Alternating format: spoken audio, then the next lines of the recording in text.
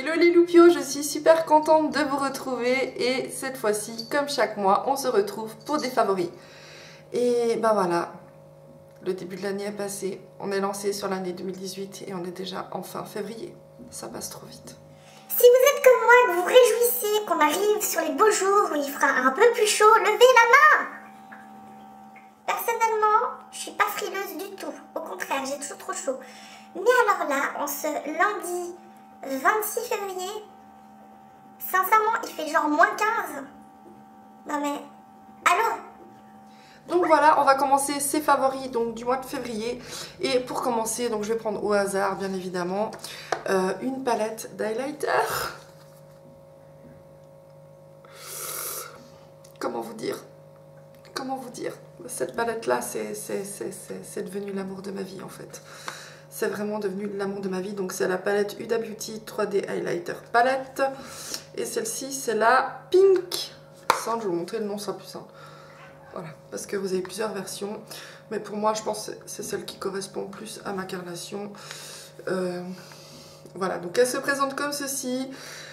Logiquement, vous êtes censé suivre dans l'ordre l'application de tout ceci. Après, rien n'empêche que vous utilisiez un peu comme vous voulez. Moi, je sais qu'en général, je mets celui-ci qui est le Capri, qui est crémeux. Donc, ça va me servir à fixer l'highlighter que je vais mettre par-dessus. Et ensuite, par-dessus, je mets le Santorini. Donc, celui-là, comment dire? Oh, il est trop beau, il est trop beau. Je sais pas si vous allez voir quelque chose parce que j'ai pas une bonne luminosité. Est-ce que sur les mains... Voilà. Voilà, ça va être compliqué parce que je me suis rendu compte que sans avoir été prévenue, il n'y a plus d'eau à la maison, donc je vais faire des swatchs. Donc voilà, ultra méga favori, enfin bref, je l'adore. Un autre favori du coup, vu que je l'ai dans les mains, je vais vous le citer, c'est cette petite lingette là. Makeup Eraser, je sais plus comment elle s'appelle, bref, c'est comme un mini linge comme ça. Voilà. Et ça vous sert en fait à vous démaquiller juste avec de l'eau. Et sincèrement, mais quelle économie de produits, de coton et de cochonneries, je sais pas quoi. Bon, je vous avoue que des fois je suis plus pressée, j'utilise parce qu'il me reste des démaquillants, il faut quand même que je les utilise. Mais c'est génial, franchement. Alors, c'est moins doux qu'un coton parce qu'il faut un peu plus frotter. Mais franchement, si vous êtes du style écologique, respect un minimum de la nature, à éviter d'utiliser 50 000 cotons, ça c'est une alternative plus que bien en fait.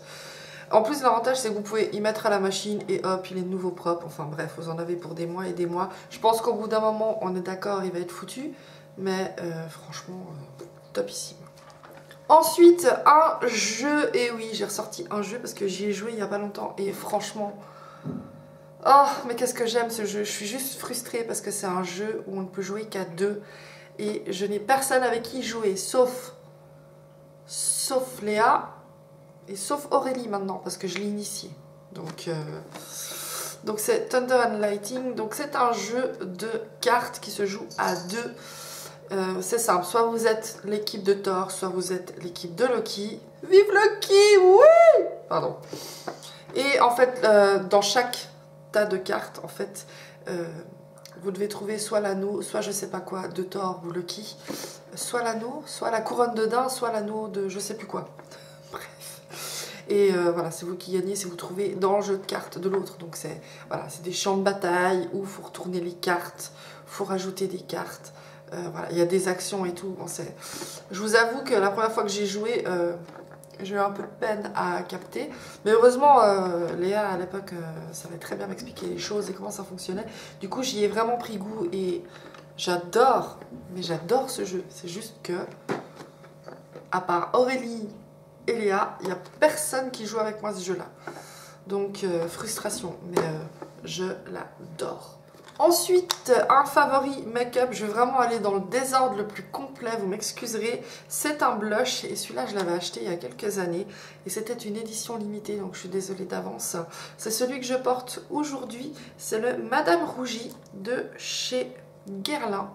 C'était une édition limitée et j'avais fait des pieds et des mains pour l'avoir, je me souviens. Donc il se présente comme ceci. Donc il y a en tout 4 couleurs différentes, je vous montre d'un peu plus près. Donc soit vous en utilisez une, soit vous mixez les tout. Moi je prends mon pinceau, je mélange, hein, puis ça va très bien. Et il est hyper frais, hyper naturel. Il n'y a pas de paillettes dedans, c'est vraiment c'est un blush qui est mat. Et il est juste magnifique. J'en ai mis aujourd'hui. C'est aussi un blush bonne mine direct qui fonctionne très très bien avec tout type de maquillage. Ensuite, un autre jeu, enfin top et flop en fait, ça va être un top et flop. Tadada, ouais, vous voyez rien à cause de la lumière, attention, là, voilà, là on le voit. Donc ça c'est le dernier Assassin's Creed, donc Origins, qui se passe en Égypte. Et moi j'adore tout ce qui est Égypte orientale, enfin bref, j'adore, et autant vous dire que les paysages de ce jeu sont époustouflants. Franchement, même les détails des pyramides, les détails des villages, des décors, des moindres petites pierres, c'est un truc de fou quoi. Il est vraiment hyper beau. Par contre le jeu, alors, moi j'adore les Assassin's Creed, mon préféré restera toujours le Black Flag. Il est bien. Sauf que l'histoire, donc la quête principale, l'histoire principale, hein, parce que dans ce genre de jeu, vous avez toujours une quête principale. Et une fois que vous avez fini cette quête principale, vous pouvez continuer à jouer, parce qu'il y a toujours des quêtes annexes qui se rajoutent et tout. La quête principale était géniale jusqu'à la fin. La fin, je suis restée, mais c'est tout. C'est tout, le gars, je l'ai anéanti en 10 minutes, quoi. C'est tout.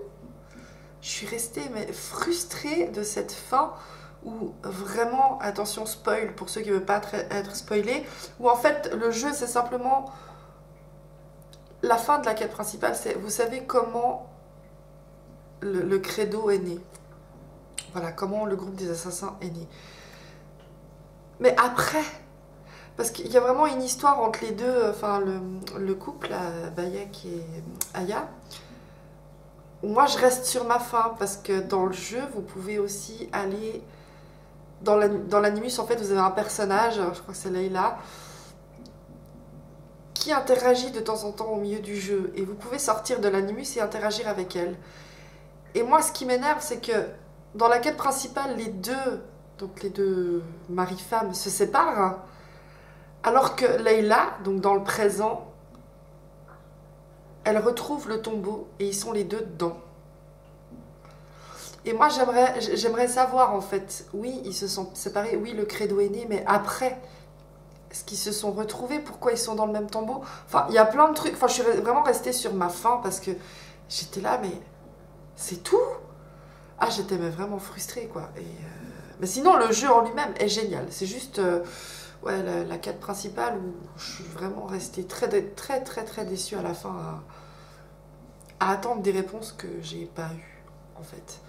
Donc voilà, mais sinon le jeu était excellent et c'est pour ça que je le mets dans mes favoris. Une série, et cette série là, je vais pas parler en mon nom, c'est plutôt une série que mon mari a surkiffé.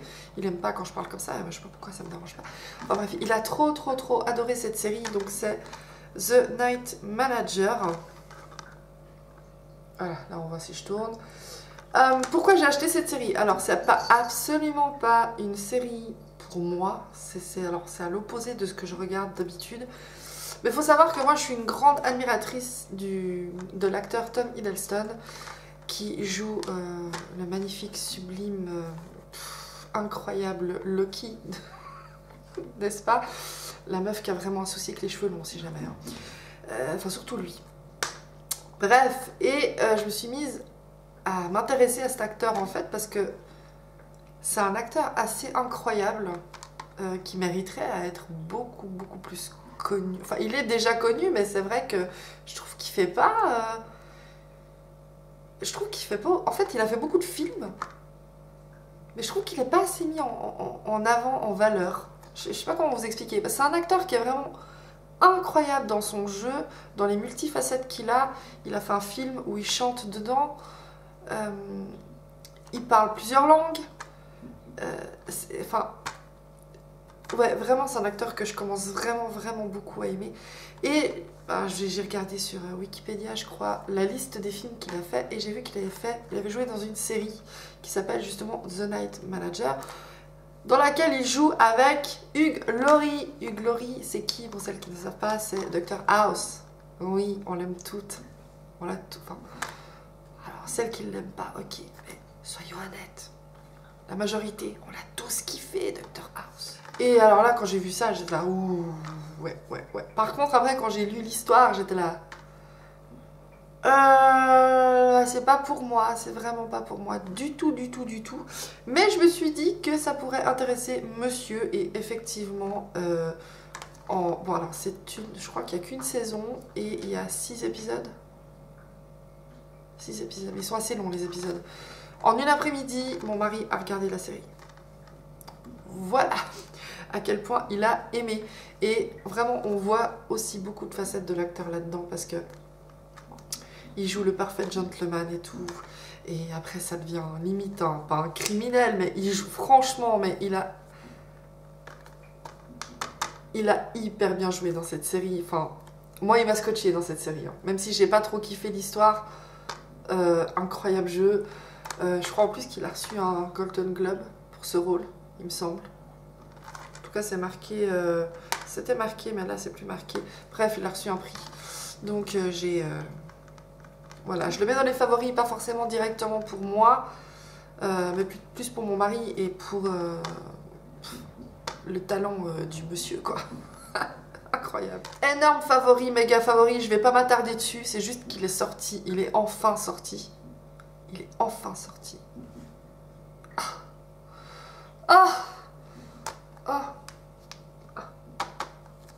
Voilà, je vais pas m'attarder dessus. Amour de ma vie. Voilà, j'adore, je kiffe. J'adore.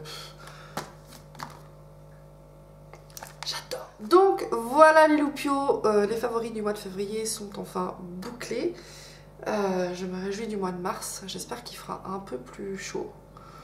Parce que là, ça devient vraiment pénible. Donc voilà. En attendant, je vous fais plein de gros bisous et puis je vous dis à tout bientôt. Bye!